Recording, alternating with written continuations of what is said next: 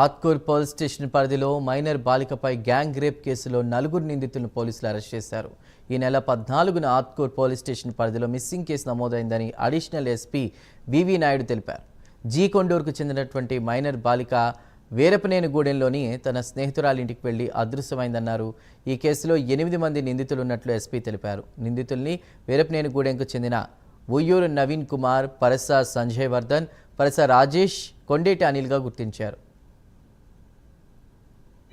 వీరపనేనిగూడెం గ్రామంలో ఒక మైనర్ బాలిక తప్పైందని మరుసటి రోజు ఫిర్యాదు చేయగా దానిపైన మన ఆత్కూరు ఎస్ఐ గారు వాళ్ళ పోలీస్ స్టేషన్ కేసు నమోదు చేస్తే ఆయన దర్యాప్తు చేయడం, వాళ్ళు పెట్టిన ఎఫర్ట్స్ మేము హనుమాన్ జంక్షన్ సిఐ గారు, మన గన్నవరం సబ్ డివిజన్ అధికారి చలసాని శ్రీనివాస్ గారు, అలాగే ఆత్కూరు ఎస్ఐ టీమ్స్ పెట్టి ఎఫర్ట్స్ పెట్టినప్పుడు ఇంకా లాస్ట్కి అమ్మాయి కోసం ఎత్తుకున్నారని ముద్దాయికి తెలిసి అమ్మాయికి 17వ తేదీ నైట్